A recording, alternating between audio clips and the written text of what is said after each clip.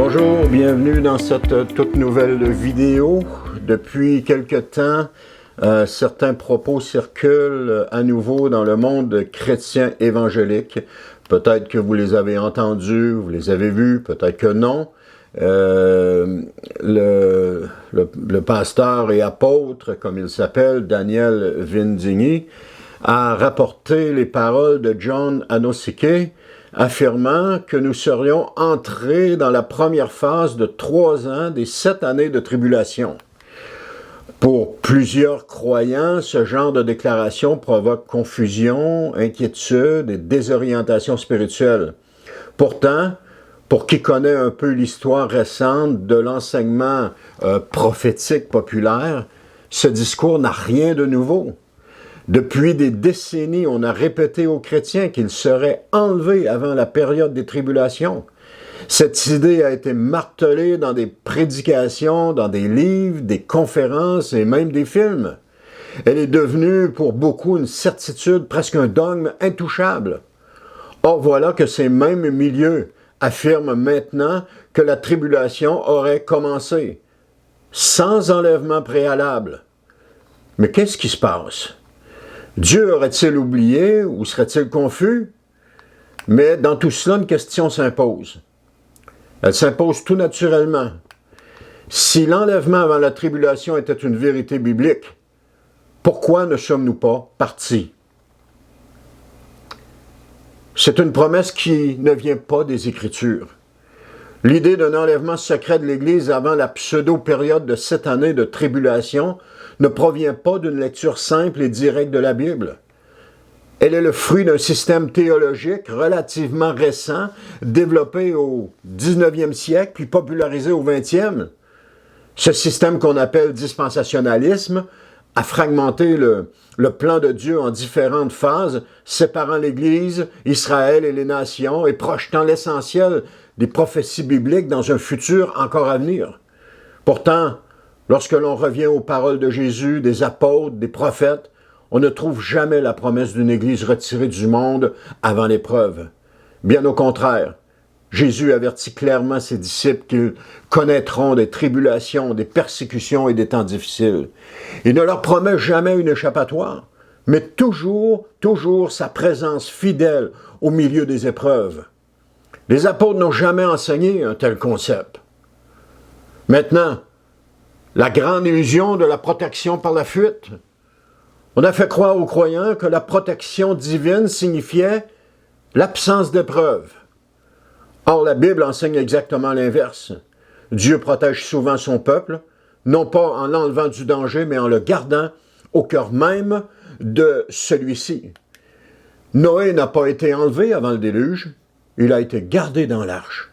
Israël n'a pas été retiré d'Égypte avant les plaies, mais protégé pendant qu'elle s'abattait sur le pays. Les 3 jeunes Hébreux n'ont pas évité la fournaise, mais Dieu était avec eux dans le feu. Et plus encore, Jésus n'a pas été soustrait de la croix alors qu'il angoissait à l'approche de ce moment.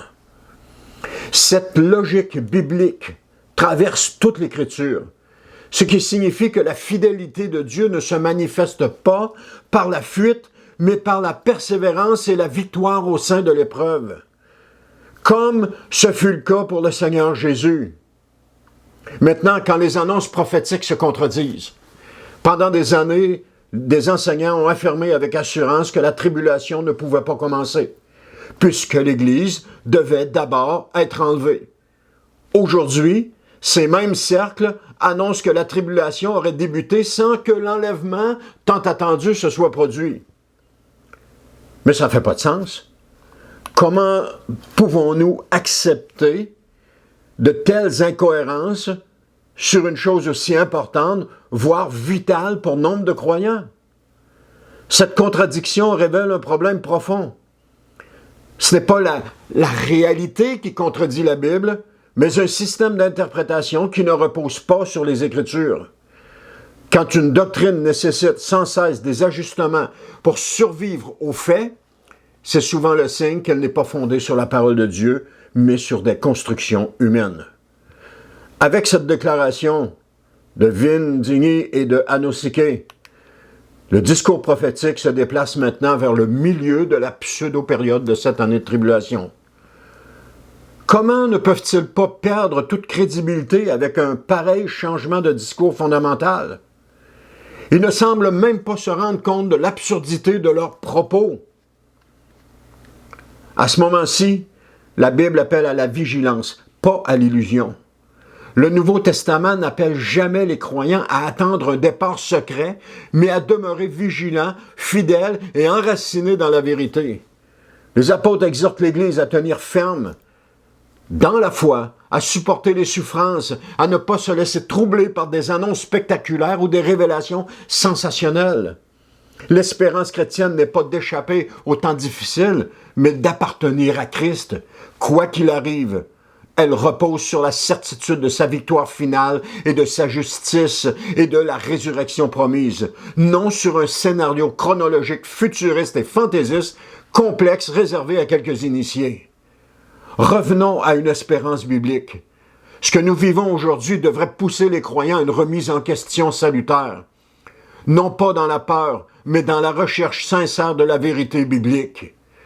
La question n'est pas de savoir si nous sommes dans les 3 premières années ou les 7 dernières, ni même si un enlèvement devrait avoir lieu demain, mais plutôt si notre foi est solidement enracinée en Jésus-Christ. Car avant tout scénario prophétique, chacun de nous peut mourir à tout moment. Donc, la véritable espérance chrétienne ne repose pas sur un enlèvement, mais sur une communion vivante avec Christ aujourd'hui, maintenant et jusqu'à notre dernier souffle. L'Écriture n'a jamais promis une Église absente du combat, mais une Église fidèle jusqu'au bout. Une Église appelée à briller dans les ténèbres, comme les 2 témoins, à témoigner au milieu des épreuves et à espérer non dans un enlèvement hypothétique, mais dans le retour glorieux du Seigneur Jésus au dernier jour.